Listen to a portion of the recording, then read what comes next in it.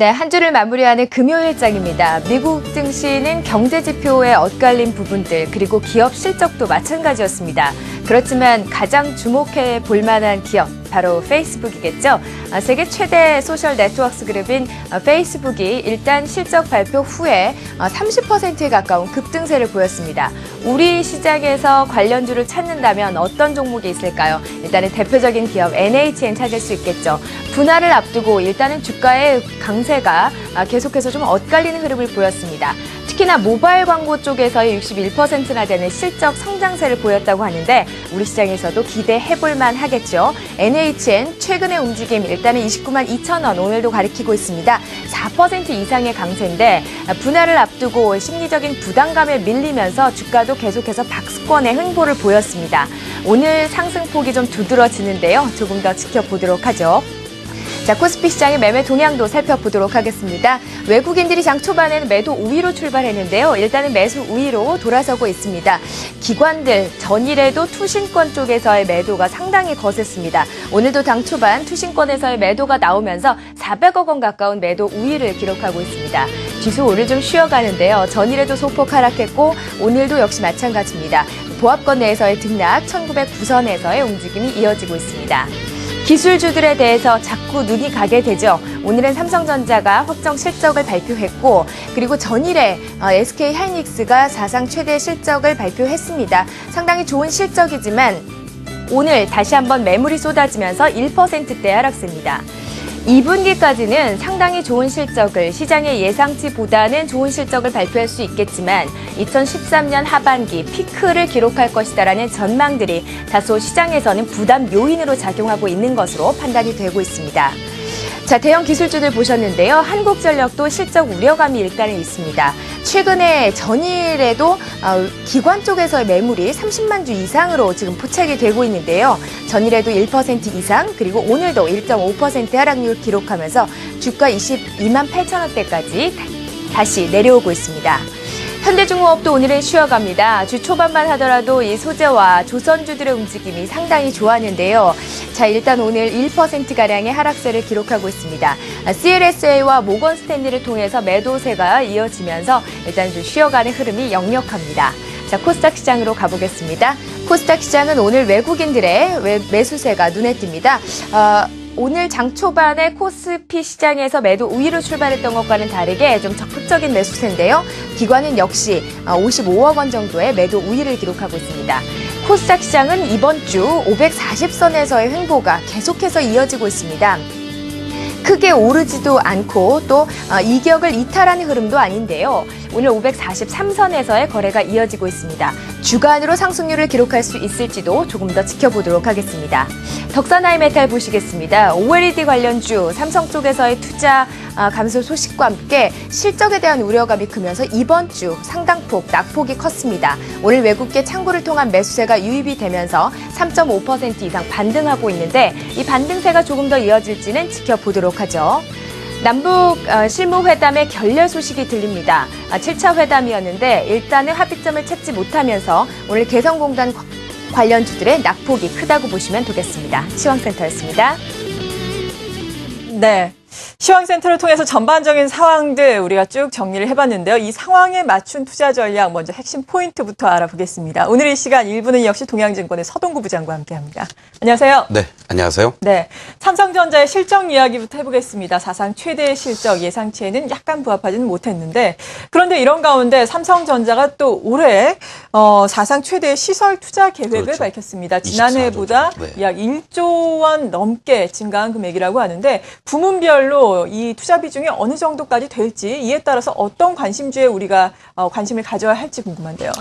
일단 기본적으로 삼성전자 2분기 실적 발표 이후에 주가의 움직임 좀 답답한 흐름들을 보여주고는 있습니다만 네. 130만 원 이상에서는 또 안정적인 흐름들이 지금 연출이 되고 있다 이렇게 말씀을 좀 드리겠고요. 무엇보다도 이제 하이닉스는 공식적으로 하반기 시설 투자와 관련된 그런 움직임들은 나타나지 않았습니다만은 24조 원의 투자를 할 것으로 이렇게 지금 알려지고 있죠. 그 가운데서 우리가 주목해 볼 부분은 반도체 쪽 부분에서 13조 원을 투자한다라는 거, 이런 쪽을 우리가 좀 관심 있게 이렇게 봐야 되지 않겠느냐 이렇게 말씀을 좀 드리겠습니다.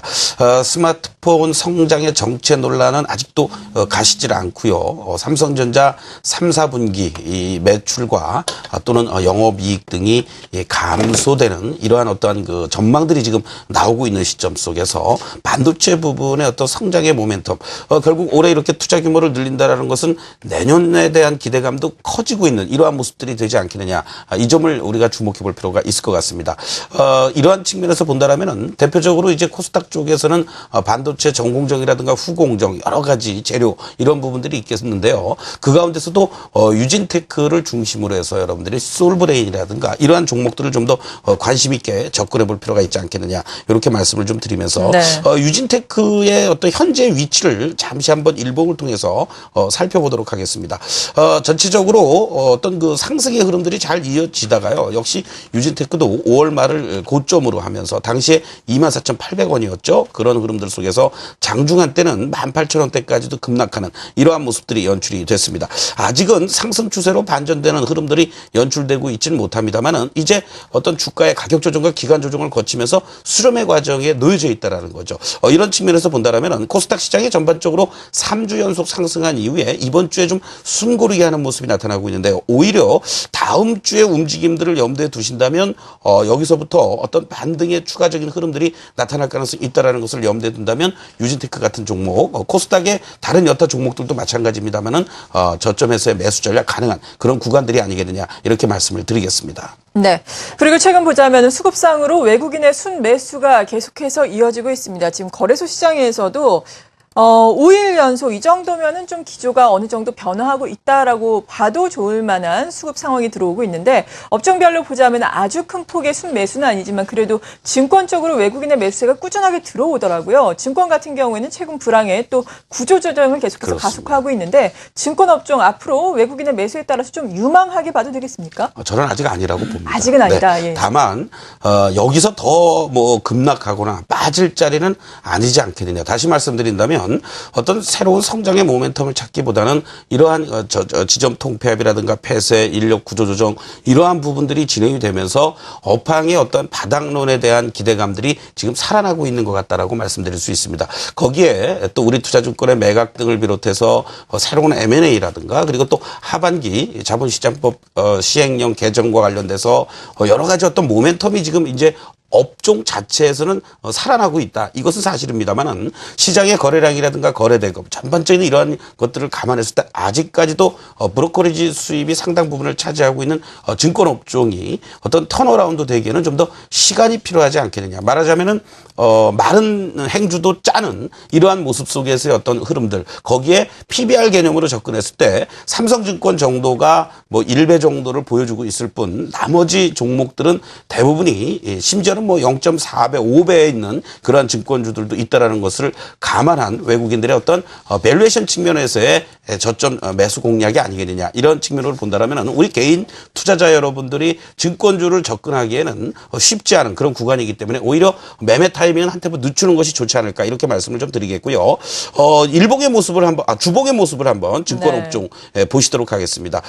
사실 지난 2011년도 1월 달에 업종 지수 3,269포인트를 고점으로 하면서요. 크게 급락이 연출이 됐었죠. 그 이후에 현재의 움직임들을 보시면은 1,600포인트대를 저점으로 하면서 계속해서 어떠한 그 흐름들을 감안해 보면요. 모멘텀 없이 이렇게 드러놓여 있는 아주 하방을 좋게 얘기하면 견조하게 다진다라고도 볼 수 있겠습니다만은 어떤 반등의 모멘텀이 쉽게 나타나지 못하는 이러한 모습이다. 결국 현재의 흐름들을 감안해서 본다라면은 여기서 급격하게 업종 자체가 종목별로 급반등이 연출되기보다는 종목별 밸류에이션 차원에서의 접근이라는 것을 여러분들이 염두에 두시면서 증권 업종을 중심으로 한 대응 전략은 좀 자제하는 것이 좋겠다라고 말씀드리겠습니다. 네. 그리고 지수상으로 보자면은 지금 1900선에 안착한 이후에 계속해서 지수는 다소 크게 움직이지 못하면서 다소 횡보를 하고 있는 상황인데요. 앞으로 어떻게 지수는 봐야 하고 이에 따른 투자 전략은 오늘은 어떻게 세워야 될까요? 일단 주간 단위로 1920포인트를 상단으로 제시해 드렸는데 1914포인트를 고점을 하면서 이제 횡보 조정이 나타나고 있습니다. 3일 연속 상승세를 보인 이후에 어제 오늘 숨고르기 어떻게 보면은 좀 쉬었다 가겠다라는 이러한 의도도 있죠. 문제는 쉬었다 갈 때 어떤 주가의 조정의 폭이라든가 그리고 수급의 어떤 큰 변화가 나타나지 않는다면 이 가고자 하는 방향은 조금 더 이어질 가능성이 있다라는 것을 여러분들이 염두에 두시는 게 좋을 것 같습니다. 자, 그런 측면에서 오늘 그나마라도 의미 있는 것은요. 삼성전자의 확정치 실적 발표 이후에 삼성전자의 움직임들이 지금 막 플러스로 반전되는 이러한 흐름들이 나타나고 있는데 어떠한 그 7월 초에 이미 삼성전자 10조 원 미만의 어떤 움직임들이 급격하게 여러 가지 요인들로 인해서 가격 조정과 짧은 기간 조정이 연출이 됐습니다. 그러면서 시장이 쉬어갈 만한 시점 속에서 이 발표가 시장의 악재로서 작용되는 것이 아니라 자연스럽게 소화가 되면서 외국인들의 5일 연속 순매수가 이어지고 있다는 것은 이 현재의 흐름이 쉽게 무너지지는 않는다라는 것을 간접적으로 보여주는 거다. 이렇게 결론적으로 말씀을 드리면서 자연스럽게 1920선 이상에서는 비중을 줄이거나 그리고 또 추격 매수는 자제해야 되지만 오늘도 5일선에 대한 지지력을 보여주고 있다는 거죠. 1900선 이하 자리를 중심으로 해서는 오히려 IT와 자동차 쪽을 중심으로 한 저가 매수 전략 가능한 그런 구간들이다라고 말씀을 좀 드리겠고 그동안 시장을 주도해왔던 산업재나 소재 쪽들 중에서도 종목별로 조금씩 흔들림이 나타나고 있습니다. 결국